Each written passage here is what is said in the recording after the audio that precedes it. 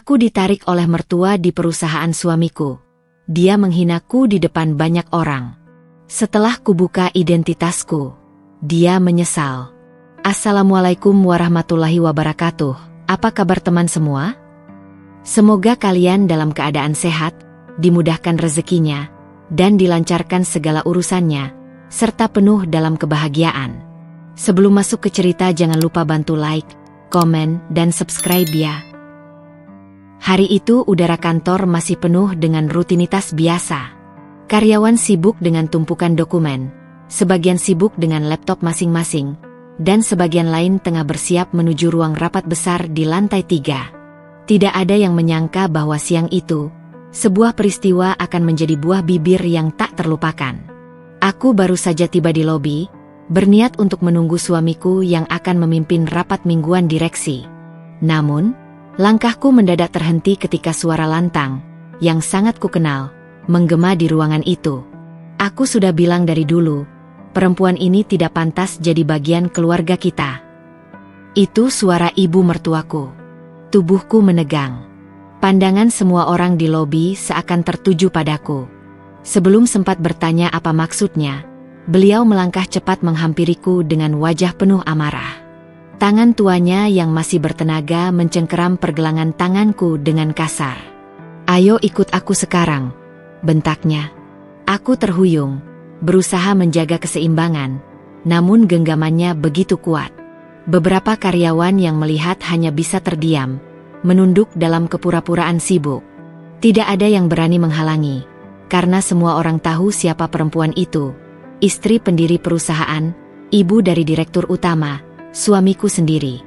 Koridor menuju ruang rapat terasa begitu panjang. Suara langkah-langkah kami menggema, disertai bisik-bisik lirih di belakang. Aku merasa seperti seorang pesakitan yang sedang diarak. Dadaku bergemuruh, wajahku panas, tetapi lidahku keluh. Setibanya di ruang rapat besar, pintu didorong keras hingga terbuka. Semua kepala yang sudah duduk di kursi panjang berputar menatap. Di ujung meja, suamiku duduk tenang dengan jas hitamnya, seolah tidak terkejut sama sekali dengan kedatangan kami.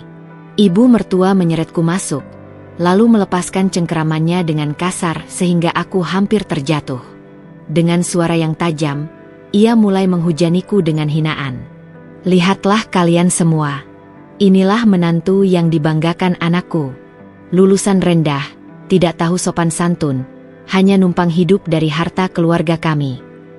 Kata-katanya memecah keheningan. Ruang rapat yang biasanya penuh wibawa kini terasa mencekam. Beberapa karyawan menunduk, sebagian pura-pura membaca dokumen, dan beberapa lainnya tampak gelisah. Tak seorang pun berani membela. Aku berdiri kaku, menahan diri agar air mata tidak jatuh. Di sudut mataku, aku mencari-cari sosok suamiku, satu-satunya orang yang kuharapkan bisa menghentikan penghinaan ini. Namun ia hanya duduk diam, wajahnya datar tanpa ekspresi, seakan membiarkan harga diriku diinjak di hadapan semua orang. "Kenapa diam?" Suara ibu mertua menggema lagi, kini mengarah pada suaminya sendiri. "Kau pikir aku akan tinggal diam membiarkan perempuan ini mempermalukan keluarga kita? Lihatlah wajah-wajah karyawanmu. Mereka pasti menertawakan kita di belakang." Suamiku hanya menghela napas pelan. Tidak ada bantahan, tidak ada pembelaan. Keheningan yang ia ciptakan lebih menyakitkan daripada semua caci maki yang keluar dari mulut ibunya. Di detik itu, aku merasa direnggut dari martabatku sendiri. Seluruh tubuhku gemetar. Aku ingin berteriak, ingin melawan, ingin mengatakan siapa aku sebenarnya. Tetapi suara itu tertahan, tertutup oleh rasa sakit karena dikhianati oleh orang yang seharusnya melindungiku. Aku berdiri di sana, bagai boneka yang dipamerkan di hadapan puluhan mata. Sebuah seretan malu yang tidak akan pernah kulupakan. Langkah kakiku terasa begitu berat saat meninggalkan kantor siang itu. Setiap sudut jalan yang kulewati seolah menyimpan bisikan-bisikan hinaan yang tadi dilontarkan ibu mertuaku. Suara tawa kecil dari sekelompok karyawan yang berpapasan denganku pun terasa seperti ejekan.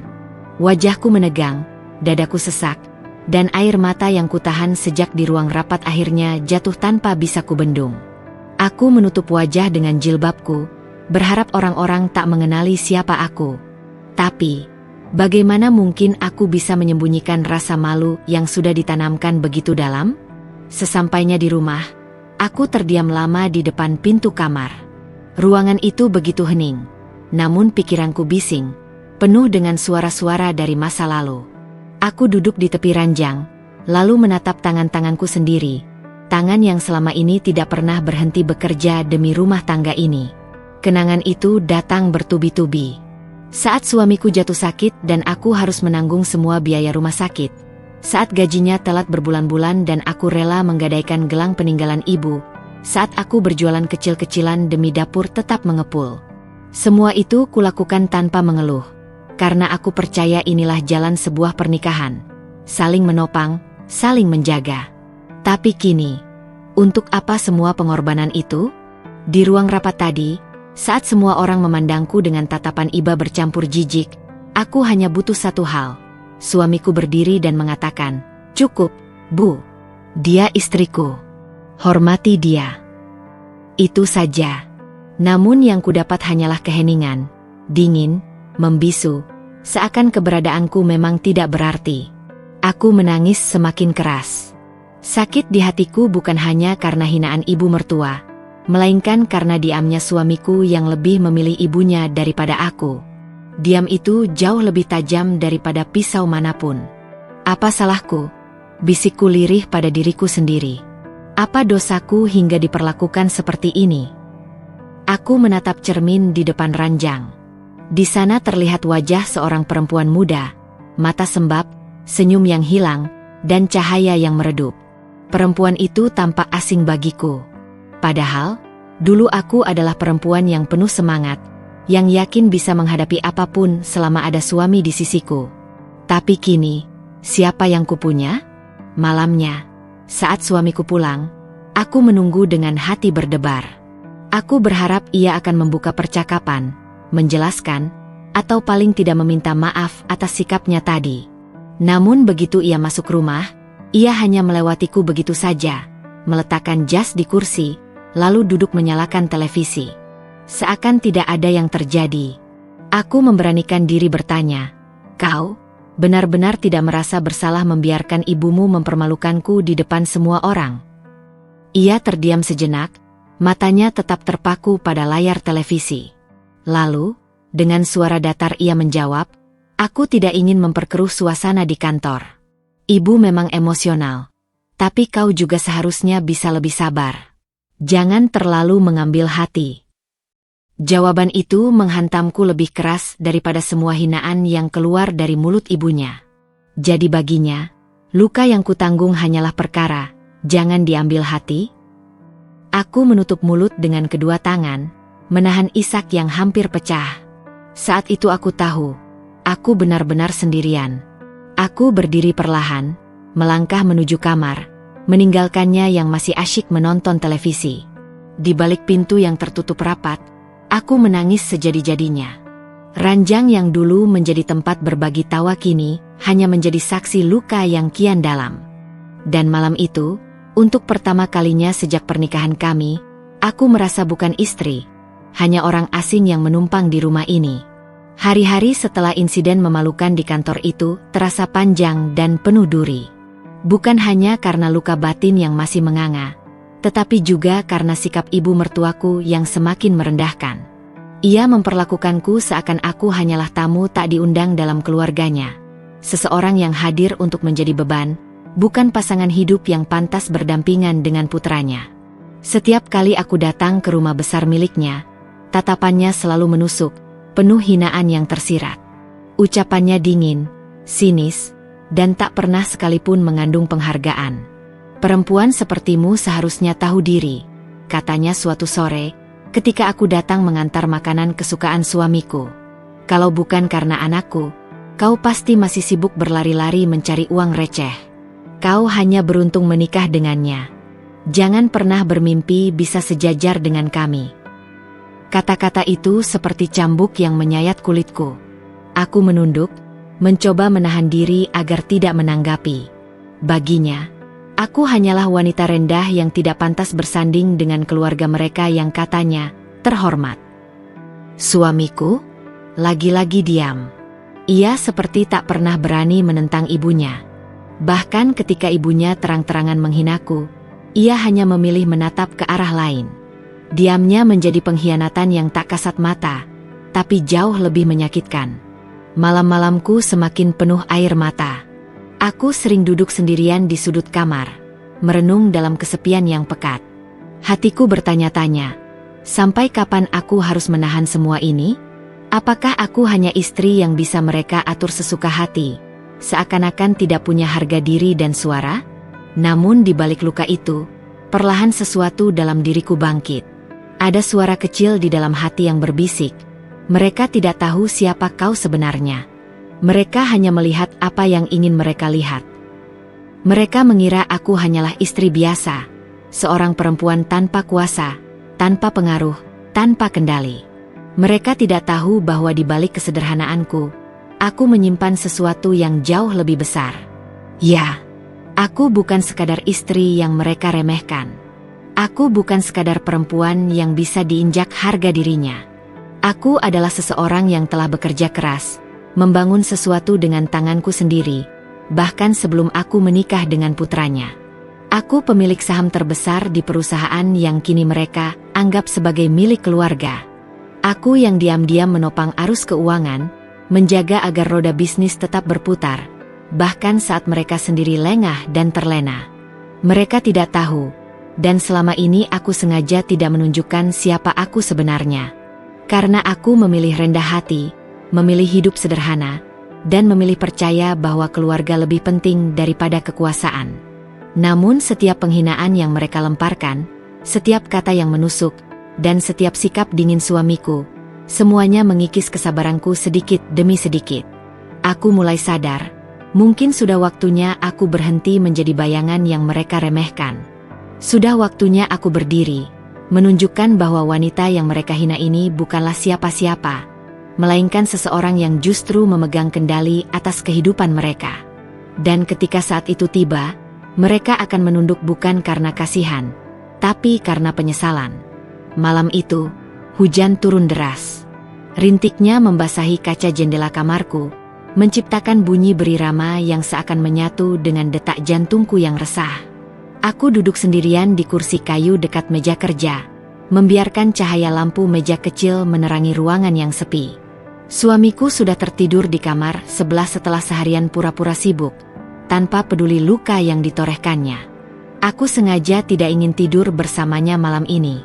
Hatiku terlalu penuh dengan kecewa untuk bisa berbaring di sisi orang yang tak berusaha membelaku. Di hadapanku terletak sebuah laci besi kecil. Laci itu mungkin tampak biasa, berdebu di sudut meja, namun di dalamnya tersimpan sebuah kebenaran besar yang selama ini kukunci rapat-rapat. Kebenaran yang tak pernah kubiarkan siapapun tahu, bahkan suamiku sendiri. Dengan tangan bergetar, kuputar kunci laci itu. Bunyi klik yang terdengar seolah membangunkanku dari tidur panjang.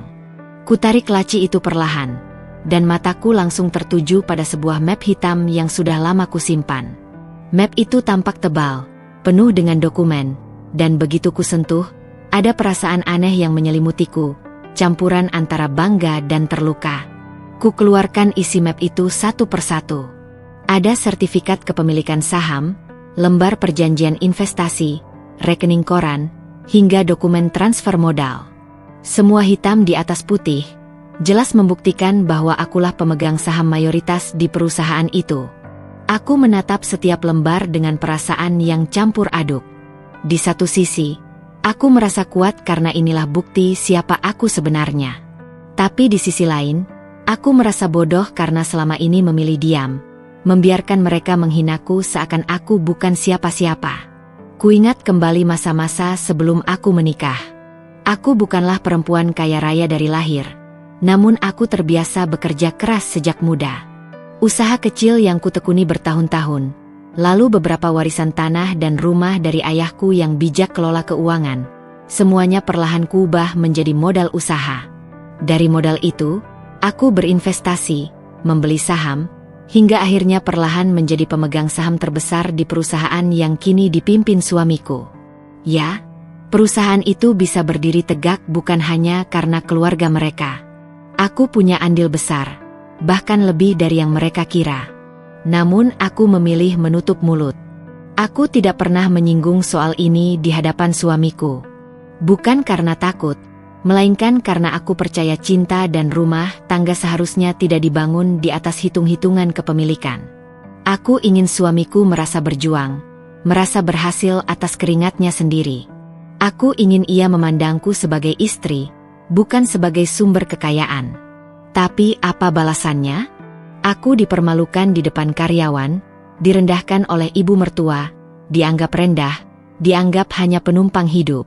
Semua hinaan itu mereka lontarkan padaku dengan begitu mudah, seakan aku hanyalah perempuan yang tak punya daya. Aku menunduk, menatap dokumen-dokumen itu dengan mata berkaca-kaca. Kalau saja mereka tahu, kalau saja mereka mengerti siapa aku sebenarnya. Suaraku lirih, nyaris tak terdengar oleh siapapun kecuali diriku sendiri. Aku teringat jelas ucapan ibu mertuaku di ruang rapat. Perempuan sepertimu tidak pantas bersama anakku. Kau hanya numpang makan dari harta kami. Kata-kata itu menancap seperti duri di dadaku. Ia tidak tahu, harta yang ia banggakan justru sebagian besar berasal dariku. Ia tidak sadar, rumah megahnya, mobil mewahnya, hingga perhiasan yang ia pakai, semuanya berdiri di atas pondasi yang kuciptakan dengan tanganku sendiri. Aku menghela napas panjang, lalu bersandar di kursi. Mataku memejam, membiarkan kenangan-kenangan lain mengalir. Aku teringat saat perusahaan itu hampir runtuh 5 tahun lalu. Saat semua investor mundur, saat arus kas macet, saat semua orang putus asa, akulah yang diam-diam menyelamatkannya. Aku mengalihkan sebagian besar danaku ke rekening perusahaan, tanpa mencantumkan namaku di berita utama. Aku hanya ingin melihat suamiku berhasil, melihat keluarganya tetap berdiri. Tapi lihatlah sekarang. Alih-alih dihormati, aku justru dipijak. Aku tersenyum getir, menyeka air mata yang menetes. Ada api kecil yang perlahan menyala di dalam dadaku. Api yang belum pernah kurasakan sebelumnya. Api yang berbisik, cukup sudah. Saatnya mereka tahu siapa dirimu sebenarnya. Aku menutup map hitam itu kembali, lalu meletakkannya di atas meja. Kutatap bayanganku di cermin yang tergantung di dinding. Wajahku tampak letih, tapi ada sesuatu di sorot mataku, ketegasan. Aku sudah terlalu lama diam, bisikku pada diriku sendiri. Tapi diamku bukan berarti aku lemah. Diamku hanya menunggu waktu. Dan saat waktunya tiba, mereka semua akan melihat, mereka semua akan menyesal. Aku merapikan dokumen-dokumen itu, memasukkannya kembali ke dalam map, lalu mengunci rapat laci. Rahasia ini masih kusimpan, tapi tidak untuk lama. Aku tahu, cepat atau lambat, dunia mereka akan terguncang. Malam itu, untuk pertama kalinya setelah semua penghinaan, aku tersenyum. Bukan senyum bahagia, tapi senyum yang dingin, penuh keyakinan. Senyum seorang wanita yang siap menyingkap tabir dan mengubah jalan hidup semua orang yang telah meremahkannya. Hari-hari berikutnya setelah kejadian di kantor menjadi titik renung paling dalam hidupku. Luka itu masih terasa segar, seperti goresan yang belum sempat sembuh. Setiap kali aku menutup mata, bayangan diriku diseret di depan banyak orang selalu muncul. Begitu juga wajah suamiku yang hanya duduk diam seolah membiarkanku dipermalukan. Rasanya sesak. Kadang aku ingin berteriak sekencang-kencangnya, menumpahkan semua amarah dan kecewa yang memenuhi dadaku. Namun aku tahu, berteriak tidak akan mengubah apapun. Tangisan juga tidak akan menghapus hinaan yang sudah dilemparkan kepadaku. Perlakuan ibu mertua dan diamnya suamiku membuatku sadar satu hal. Aku tak bisa lagi hidup dalam bayang-bayang penghinaan. Selama ini aku terlalu sabar, terlalu diam, dan terlalu menutup mata demi menjaga rumah tangga. Aku pikir, jika aku bertahan, jika aku menunduk, jika aku menelan setiap luka, semua akan baik-baik saja.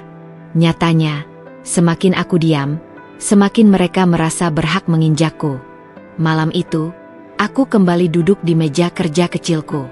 Di hadapanku, map hitam berisi dokumen saham yang telah lama kusembunyikan masih tergeletak, seperti menantangku untuk membuat keputusan besar. Aku menatap map itu lama sekali. Ada rasa takut, tapi juga ada rasa lega.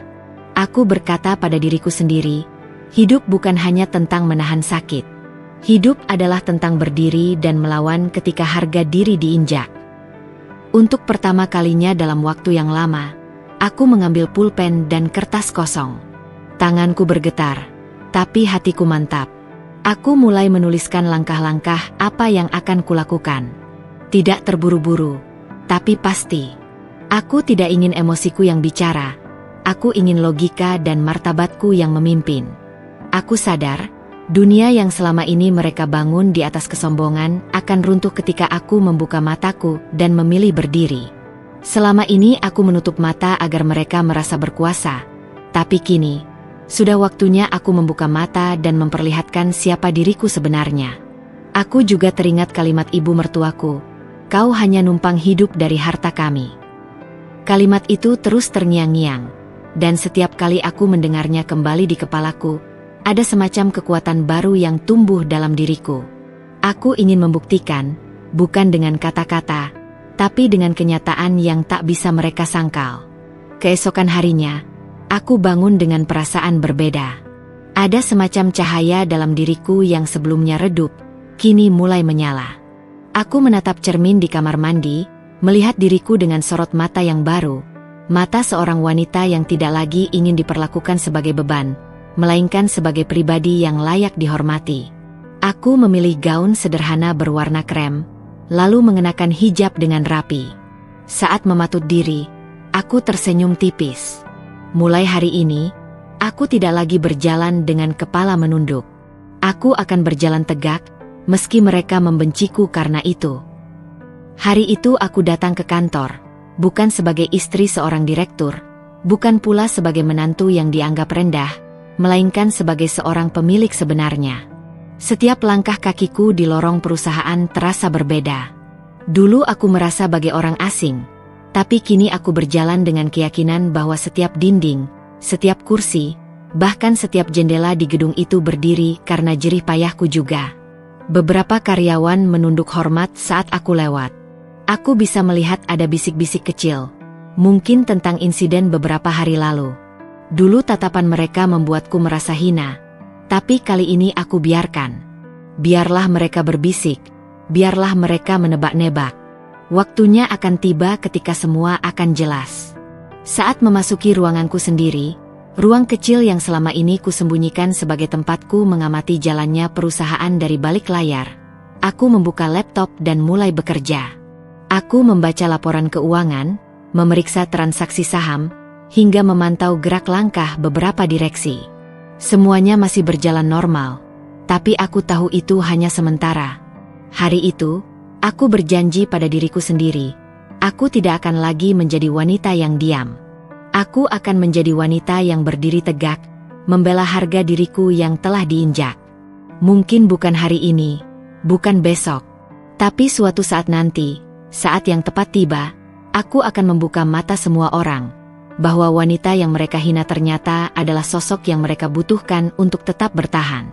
Dan saat itu tiba, aku akan berdiri di hadapan mereka bukan lagi sebagai menantu yang direndahkan, melainkan sebagai pemilik yang sesungguhnya. Pagi itu, aku duduk di ruang kerjaku yang sunyi. Aroma kopi hitam mengepul dari cangkir di meja, namun pikiranku jauh lebih pekat dari cairan itu. Kata-kata hinaan yang pernah dilontarkan mertuaku masih terngiang jelas di telingaku. Lebih dari itu, sikap suamiku yang hanya diam, seolah semua perlakuan buruk itu wajar, membuat hatiku terasa seperti dirobek perlahan. Aku tahu, diamku selama ini bukan karena lemah. Diamku adalah pilihan, karena aku menghargai ikatan pernikahan, karena aku ingin menjaga kehormatan keluarga. Tapi rupanya, diamku justru ditafsirkan sebagai kelemahan. Mertuaku merasa bebas merendahkanku, suamiku merasa berhak mengabaikanku. Mereka lupa, aku bukanlah perempuan biasa yang bisa dipermainkan begitu saja. Tanganku bergerak meraih telepon di meja. Jantungku berdetak lebih cepat saat menekan nomor yang sudah kuhafal di luar kepala. Pak Hendra, saya ingin Anda menyiapkan pertemuan besok pagi. Hadirkan notaris, tim hukum, dan seluruh jajaran manajemen Puncak. Ada keputusan besar yang harus segera saya ambil, kataku mantap. Baik, Bu. Apakah ini berkaitan dengan kepemilikan saham Ibu? Suara Pak Hendra, penasihat hukumku, terdengar hati-hati. Aku menarik napas panjang sebelum menjawab. Ya, sudah terlalu lama saya membiarkan mereka berpikir bahwa perusahaan itu milik suami dan keluarganya. Mulai hari ini, semua harus tahu siapa yang sebenarnya berkuasa. Setelah menutup telepon, aku bersandar di kursi kulit empuk itu. Kenangan demi kenangan menyesaki kepalaku. Betapa sering aku menutup mata setiap kali mendengar mertua menghinaku di depan keluarga besar. Betapa banyak air mata yang kutahan ketika suamiku pura-pura tuli setiap kali ibunya menyebutku wanita tak tahu diri. Aku membiarkan semua itu, berharap suatu hari mereka sadar sendiri. Namun harapan itu ternyata hanya ilusi. Malamnya, aku duduk di meja makan seorang diri. Rumah yang megah ini terasa hampa, meski dihiasi lampu kristal berkilauan dan perabot mewah. Suamiku belum pulang. Atau mungkin sengaja pulang larut agar tidak perlu menatap wajahku. Aku menatap kursi kosong di hadapanku, kursi yang seharusnya diisi oleh pasangan yang berjanji akan mendampingiku dalam suka dan duka. Kini kursi itu hanya menjadi simbol pengkhianatan diam-diam. Air mata menetes tanpa kusadari. Bukan lagi air mata kelemahan, melainkan air mata kelegaan. Karena aku tahu, malam ini adalah malam terakhir aku merelakan diriku diinjak. Esok, lembaran baru akan kubuka. Aku menulis sebuah surat pendek, bukan untuk suamiku, bukan untuk mertuaku, melainkan untuk diriku sendiri. Surat pengingat bahwa aku layak dihargai, bahwa aku berhak menentukan arah hidupku tanpa perlu merasa bersalah. Besok adalah hari di mana aku mengembalikan harga diriku. Tidak ada lagi yang boleh menginjakku. Surat itu kuselipkan di dalam buku agenda pribadiku. Dengan itu, aku menutup malam panjang penuh luka dan menyalakan bara semangat yang baru. Aku tahu, keputusan ini bukan hanya tentang bisnis atau kekayaan. Ini tentang martabat, tentang hak seorang istri yang selama ini dikubur oleh arogansi mertua dan ketidakpedulian suami. Besok, segalanya akan berubah. Hari itu datang lebih cepat dari yang kuduga. Rapat besar yang dijadwalkan perusahaan selalu menjadi momen paling bergengsi. Seluruh direksi, jajaran manajemen, hingga beberapa pemegang saham minoritas akan hadir. Biasanya aku hanya hadir sebagai istri karyawan, berdiri di belakang suamiku, mendengarkan sambil menahan sakit hati ketika ibu mertua menyindirku di depan banyak orang. Tapi kali ini berbeda. Aku datang bukan sekadar sebagai istri. Aku datang sebagai pemilik sesungguhnya. Pagi itu aku menatap pantulan diriku di cermin. Gaun sederhana berwarna krem dengan potongan elegan kupilih dengan hati-hati. Aku mengenakan hijab satin yang rapi, ditata dengan anggun. Senyum tipis terukir di wajahku, bukan karena bahagia, tapi karena yakin bahwa inilah saatnya membuka mata semua orang yang merendahkanku. Hari ini, mereka akan tahu siapa aku sebenarnya, bisikku pada diri sendiri. Ketika aku melangkah masuk ke ruang rapat utama, suasana sontak berubah.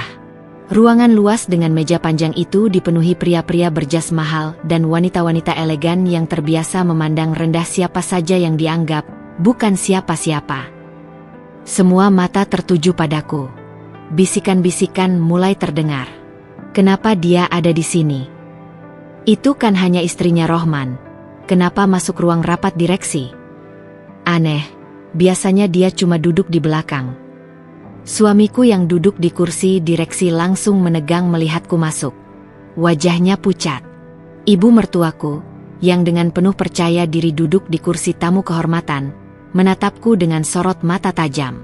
Kau salah ruangan, Dewi, ucapnya lantang, penuh sindiran. Ini bukan tempat untuk perempuan tanpa gelar. Aku tersenyum dingin. Oh, jangan khawatir, Bu. Saya tidak salah ruangan. Justru disinilah tempat saya seharusnya berada. Rapat dimulai. Direktur utama membuka pembahasan tentang laporan keuangan, ekspansi bisnis, hingga strategi jangka panjang.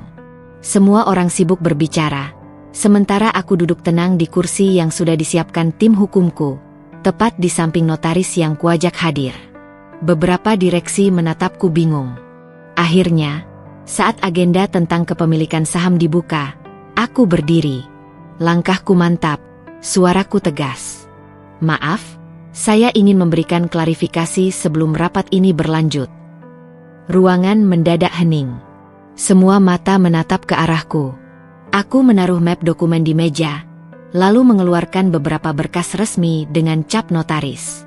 Selama ini, kalian mengenal saya hanya sebagai istri dari salah satu karyawan di sini. Bahkan sebagian menganggap saya tidak pantas berada di sisi kalian. Namun, hari ini saya ingin memperkenalkan diri dengan jujur. Saya adalah pemegang saham mayoritas perusahaan ini. Terdengar riuh. Beberapa orang terbelalak, ada yang spontan berdiri, sebagian lagi berbisik tak percaya. Suamiku tampak kehilangan kata-kata, wajahnya pucat pasi. Ibu mertuaku hampir menjatuhkan tas mahal yang digenggamnya. Aku melanjutkan dengan tenang, meski dalam hati darahku berdesir cepat. Bukti kepemilikan ada di sini. Semua dokumen resmi tercatat, disahkan, dan tidak terbantahkan. Jadi mulai hari ini, segala keputusan perusahaan tidak bisa lagi diambil tanpa persetujuan saya. Direktur utama, yang selama ini mungkin tak pernah benar-benar memperhatikanku, berdiri dengan wajah serius. Ia memeriksa dokumen yang kuberikan, lalu menatap seluruh ruangan. Benar, dokumen ini sah. Mulai sekarang, kita semua harus menyadari bahwa Nyonya Dewi adalah pemegang kendali terbesar di perusahaan ini. Aku menatap satu persatu wajah di ruangan itu. Wajah suamiku yang penuh kebingungan. Wajah ibu mertuaku yang merah padam menahan malu. Wajah para direksi yang tak percaya. Aku sudah terlalu lama diam, menerima hinaan, menerima perlakuan tidak adil, hanya karena aku memilih menjaga rumah tangga. Tapi diamku bukan berarti aku lemah. Mulai hari ini, semua orang akan tahu, aku punya suara. Aku punya kekuatan. Dan aku akan menggunakannya. Keheningan panjang menyelimuti ruangan. Bahkan detak jam dinding terdengar begitu jelas. Dan di tengah keheningan itu, aku tahu satu hal, ini baru permulaan. Suasana ruang rapat yang tadi penuh wibawa kini berubah mencekam. Setiap kata yang keluar dari bibirku bagai palu godam yang menghantam keras dinding kesombongan mereka. Tanganku bergerak tenang, menandatangani berkas-berkas resmi yang telah disiapkan oleh tim hukumku. Setiap tanda tanganku adalah pengumuman. Kekuasaan kini sepenuhnya berada di tanganku. Mulai hari ini, semua aset yang kutanamkan ke perusahaan ini ditarik kembali.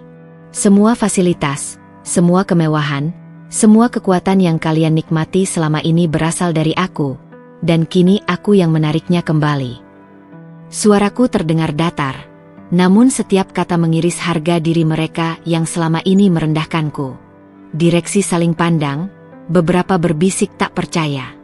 Karyawan terdiam, tak ada yang berani bersuara. Hanya terdengar desahan napas terkejut dan kursi yang bergeser pelan. Suamiku, pria yang dulu kuberi kepercayaan penuh, kini tampak pucat. Matanya bergetar, bibirnya gemetar, seolah ingin bicara namun tak mampu. Sementara ibu mertuaku, wanita yang menyeretku di hadapan semua orang, kini wajahnya merah padam, penuh amarah bercampur rasa malu. Apa maksudmu menarik aset? Kau tidak bisa begitu saja merusak perusahaan ini, bentak ibu mertuaku, tangannya menghentak meja dengan kasar. Aku menoleh padanya perlahan, senyumku dingin. Perusahaan ini berdiri di atas dananya siapa, Bu? Di atas jerih payah siapa? Selama ini aku diam, karena kubiarkan anakmu merasa berkuasa. Tapi hari ini, permainan sudah selesai. Inilah aturan baruku. Aku melirik tim hukumku. Salah satu pengacara menyerahkan map tebal berisi dokumen yang sudah distempel resmi. Aku menggesernya ke tengah meja. Semua sudah sah secara hukum. Mulai detik ini, perusahaan tidak lagi memiliki sumber dana dari investasiku. Kalian boleh terus berjalan, kalau bisa.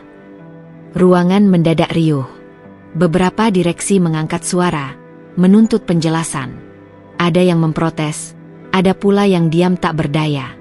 Mereka tahu, tanpa dana dariku, perusahaan hanyalah bangunan rapuh yang sewaktu-waktu bisa runtuh. Aku bangkit berdiri, mengatur blazerku yang elegan. Kalian semua perlu mengingat satu hal, kataku sambil menatap satu persatu wajah yang terkejut. Aku bukan sekadar istri yang bisa ditarik, diseret, atau dihina. Aku adalah pemilik sebenarnya dari kekuatan di balik nama perusahaan ini. Dan mulai hari ini, aturan yang berlaku bukan lagi milik kalian, tapi milikku. Langkahku bergema ketika meninggalkan ruangan. Tak ada yang berani menghalangi. Tatapan kagum, takut, dan penuh hormat mengikuti kepergianku. Aku tahu, momen itu akan menjadi cerita yang beredar di setiap sudut kantor, dari lantai direksi hingga ruangan staf biasa. Di lorong panjang menuju lift, aku menghela napas panjang. Bukan karena ragu, tapi karena akhirnya aku mengambil kendali penuh atas hidupku. Harga diriku bukan lagi sesuatu yang bisa diinjak. Aku telah mengembalikan kekuatanku, dan kini aku siap melangkah ke babak berikutnya. Membiarkan mereka merasakan bagaimana rasanya hidup tanpa pondasi yang dulu kuberikan. Hari itu, roda berputar. Dan aku, yang pernah mereka rendahkan, kini memegang kendali penuh atas arah putarannya. Kantor megah yang dulu menjadi kebanggaan keluarga mereka kini berubah menjadi tempat penuh ketegangan. Dinding-dinding kaca yang biasanya berkilau, kini tampak suram dengan suasana muram para karyawan. Aroma kekhawatiran memenuhi setiap sudut ruangan. Banyak meja kerja mulai kosong, ditinggalkan oleh karyawan yang memilih hengkang karena gaji tak lagi dibayarkan. Di ruang rapat utama, suamiku duduk lesu. Kemeja putih yang ia kenakan tampak kusut, wajahnya pucat, dan tatapan matanya kosong. Tidak ada lagi sosok pria yang dulu begitu percaya diri memimpin perusahaan dengan suara lantang. Kini ia hanya menjadi bayangan dirinya sendiri, terjebak dalam lingkaran masalah yang tak sanggup ia kendalikan. Ibu mertuaku mondar-mandir gelisah, suaranya meninggi, penuh amarah dan panik. "Kenapa semua bisa jadi begini?" teriaknya. "Bukankah perusahaan ini besar? Kenapa bisa jatuh secepat ini? Apa kerja kalian selama ini?" Direktur keuangan hanya bisa menunduk, menyampaikan laporan pahit. "Semua investor sudah menarik dana, Bu. Proyek-proyek berhenti karena tidak ada jaminan modal. Hutang menumpuk, bunga berjalan setiap hari. Kalau tidak segera ada suntikan dana, perusahaan benar-benar tidak bisa bertahan lebih dari sebulan." Suamiku mengusap wajahnya dengan kedua tangan, suaranya parau. "Semua ini, gara-gara dia," bisiknya lirih, merujuk padaku. Ibu mertuaku langsung menggelegar. "Kenapa kamu diam saja saat dia menarik semua asetnya? Kenapa kamu tidak menghentikannya? Kamu anak laki-laki, masa kalah sama perempuan?" Aku, yang duduk di ujung ruangan dengan tenang, hanya mengulas senyum tipis. Tatapanku dingin, namun penuh kepastian. "Bukan salahku jika kalian terlalu lama hidup dari harta yang bukan milik kalian. Perusahaan ini dibangun di atas pondasi yang rapuh, karena sejak awal bukan kalian yang menopang, tapi aku." Semua mata menoleh padaku. Keheningan menekan ruangan itu. Tak ada seorang pun berani membantah, karena semua tahu aku berkata benar. Hari-hari berikutnya menjadi bencana. Kantor cabang mulai menutup satu persatu. Mesin produksi berhenti beroperasi, gudang penuh barang tak terjual, dan kreditur berdatangan menagih hutang. Para karyawan melakukan demonstrasi, menuntut hak mereka yang tertunda berbulan-bulan. Media massa ramai memberitakan runtuhnya perusahaan besar itu, membuat citra suami dan ibu mertuaku hancur di mata publik. Suamiku kini lebih sering mengurung diri di rumah, tidak berani keluar karena malu bertemu dengan rekan bisnis maupun tetangga. Sedangkan ibu mertuaku yang biasanya menjadi ratu pesta, kini tak lagi mendapat undangan. Semua orang menjauh darinya, seolah penyakit memalukan telah menempel di keluarganya. Aku melihat semua kehancuran itu dari jauh, tanpa sedikit pun rasa iba. Bagiku, ini bukan sekadar balas dendam, melainkan pelajaran. Mereka harus tahu bahwa harga diri seorang perempuan tidak boleh diinjak-injak. Namun, di dalam hatiku yang terdalam, aku sadar, ini baru permulaan. Kehancuran perusahaan hanyalah bab awal dari penebusan dosa mereka. Masih ada hal yang lebih besar menanti mereka di depan. Hari-hari penuh derita mulai menelan suami dan mertuaku. Setelah rumah mewah mereka disita bank, keduanya terpaksa tinggal di rumah kontrakan sempit di gang sempit yang lembab, jauh dari kemewahan yang dulu mereka banggakan. Siti, ibu mertuaku, yang dulu selalu tampil dengan perhiasan berkilauan dan das termahal, kini harus mengenakan pakaian lusuh hasil sumbangan tetangga. Wajahnya yang dulu angkuh kini tampak lebih tua dari usianya, keriput semakin jelas, dan matanya kosong kehilangan sinar kebanggaan. Suamiku, yang dulu begitu gagah saat berdiri di sampingku sebagai direktur perusahaan, kini hanya menjadi sosok lelaki tak berdaya yang setiap pagi keliling mencari pekerjaan serabutan. Namun, pintu-pintu perusahaan menutup rapat untuknya. Nama besarnya dulu kini menjadi beban. Tak ada lagi yang mau percaya pada seseorang yang dikenal gagal mengelola bisnis. Setiap lamaran ditolak, setiap usaha kecil yang dicoba pun berakhir sia-sia. Malam-malam mereka dipenuhi tangis dan keluh. Kadang suara isak lirih ibu mertuaku terdengar hingga keluar rumah kontrakan, saat ia merenungi masa lalu, menyesali mulutnya yang tajam dan kesombongan yang menjeratnya. Seandainya dulu aku bisa menahan kata-kata. Seandainya aku tidak merendahkan lirihnya sambil menatap ke langit-langit kamar yang berjamur. Tapi penyesalan itu sudah tak berarti apa-apa. Di sisi lain, kehidupanku semakin berbeda. Aku kini berada di puncak kejayaan. Perusahaan baruku berkembang pesat. Aku diundang ke seminar-seminar bisnis, duduk sejajar dengan pengusaha besar, bahkan masuk dalam daftar pengusaha wanita sukses yang menginspirasi. Setiap kali wajahku terpampang di majalah atau layar televisi, aku tahu, di balik layar kaca murahan di rumah kontrakan mereka, suami dan ibu mertuaku melihatnya. Dan itulah siksaan yang paling menyayat hati mereka, menyadari bahwa orang yang dulu mereka injak justru kini melampaui segalanya. Pernah suatu sore, aku tanpa sengaja melihat mereka. Saat itu aku baru keluar dari sebuah restoran mewah setelah rapat dengan klien. Dari kejauhan, aku melihat sosok yang tak asing. Suamiku, berdiri di pinggir jalan dengan baju kusut, menunduk, menunggu tumpangan. Sementara ibu mertuaku duduk di kursi plastik reot dekat warung kecil. Wajahnya penuh letih, menunggu sesuatu yang bahkan ia sendiri tak tahu apa. Saat itu, sejenak hatiku bergetar. Ada rasa iba yang datang. Namun aku cepat-cepat menguatkan diri. Ini bukan balas dendam, pikirku. Ini hanya kehidupan yang menunjukkan siapa yang benar-benar layak bertahan. Kabar demi kabar tentang kesulitan mereka kerap sampai ke telingaku. Kadang dari mantan karyawan, kadang dari tetangga mereka. Suamiku bahkan pernah kedapatan bekerja sebagai buruh harian di proyek bangunan, hanya demi sekedar bisa membeli nasi bungkus untuk dirinya dan ibunya. Ironisnya, banyak orang yang dulu tunduk padanya, kini justru tak segan merendahkannya.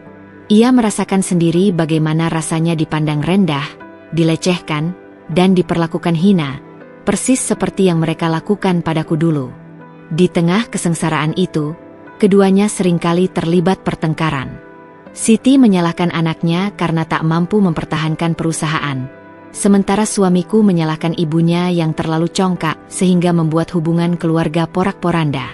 Suara mereka saling menyalahkan, bertengkar hebat, kadang terdengar sampai ke jalanan sempit tempat mereka tinggal.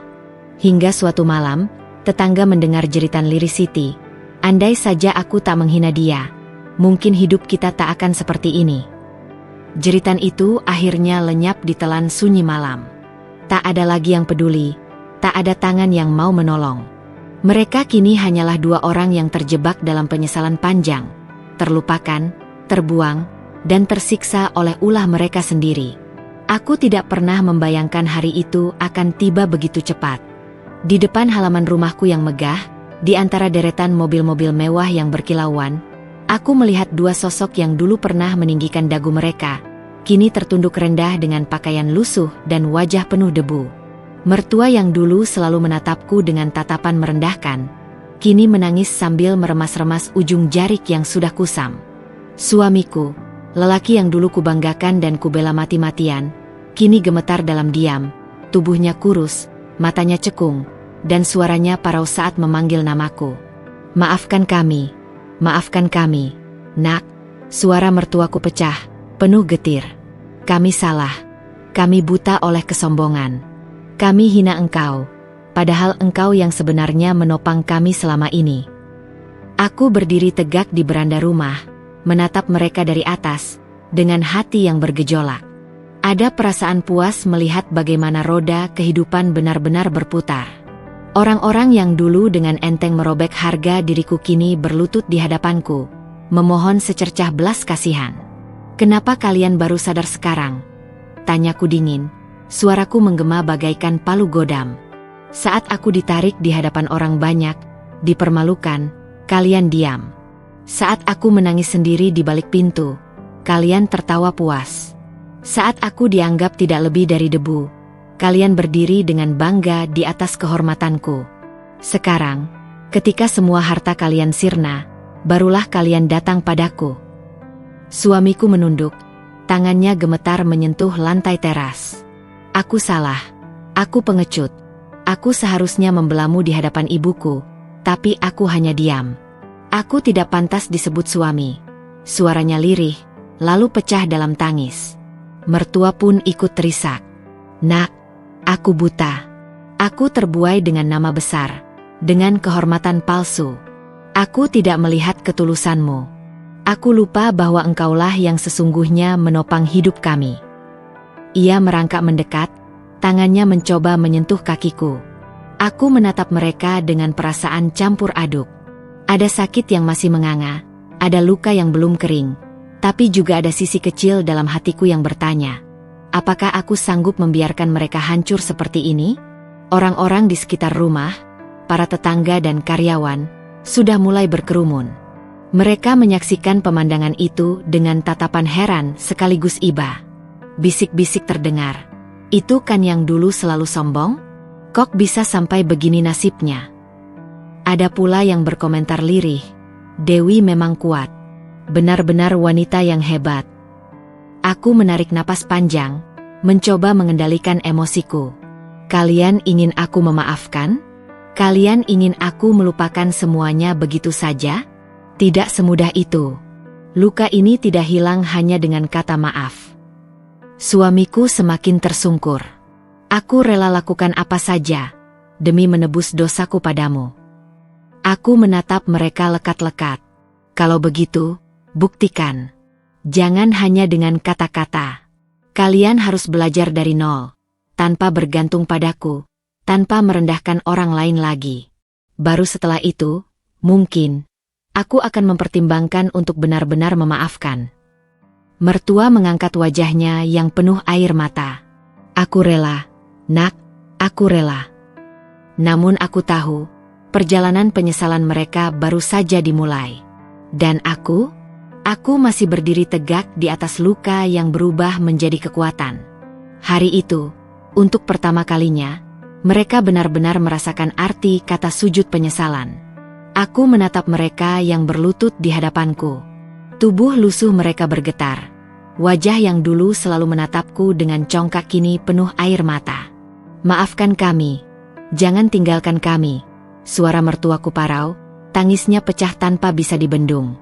Aku menghela napas panjang. Luka lama menyeruak. Ingatan ketika aku diseret di depan kantor, dipermalukan tanpa belas kasihan. Saat itu suamiku hanya berdiri diam, tak melakukan apapun untuk membelaku. Semua luka itu tidak hilang hanya karena kata, maaf. Apa kalian pikir semudah itu? Tanyaku lirih, tapi tajam. Kalian dulu menginjak harga diriku, mempermalukanku, dan kini ingin menghapus semuanya dengan air mata. Suamiku terisak. Aku bodoh. Aku salah. Aku seharusnya melindungimu. Aku menyesal. Sungguh menyesal. Namun mataku sudah terlalu beku untuk kembali mencair. Aku berdiri, tegak dengan rasa percaya diri yang baru. Aku tidak lagi istri lemah yang bisa dipermainkan. Aku sudah berdiri di sini sebagai wanita yang berharga, sebagai pengusaha yang sukses.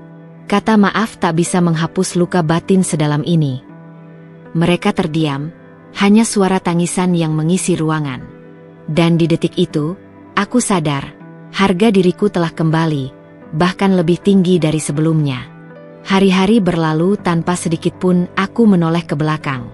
Aku tidak lagi terikat pada masa lalu yang kelam. Hidupku kini berjalan di atas jalanku sendiri. Perusahaanku berkembang pesat, lebih besar daripada sebelumnya. Banyak orang datang kepadaku bukan karena harta, melainkan karena mereka menghargai kerja keras dan keteguhan hatiku. Sementara itu, kabar tentang suamiku dan mertuaku terdengar samar dari orang-orang. Mereka masih berjuang dengan kemiskinan, hidup berpindah-pindah, menumpang belas kasihan orang lain. Dulu mereka berada di singgasana, kini merasakan pahitnya jalanan. Aku pernah dicampakkan, dihina, dianggap tak berharga. Tapi aku memilih berdiri kembali, membangun diriku sendiri. Dan kini, aku yang dulu diinjak, justru berdiri di puncak dengan kepala tegak. Aku tak pernah lagi menaruh dendam, tapi juga tidak memberi ruang untuk mereka masuk ke hidupku. Luka itu sudah menjadi pelajaran, bukan untuk kembali disakiti, melainkan untuk mengingat siapa diriku sebenarnya. Di depan cermin, aku tersenyum pada pantulan wajahku. Bukan sekadar wanita yang bertahan, tapi wanita yang menang. Hidupku kini penuh dengan kebahagiaan, kebanggaan, dan martabat yang tak lagi bisa disentuh oleh siapapun. Mereka boleh menyesal sampai akhir hayat, tapi aku sudah menutup lembar itu.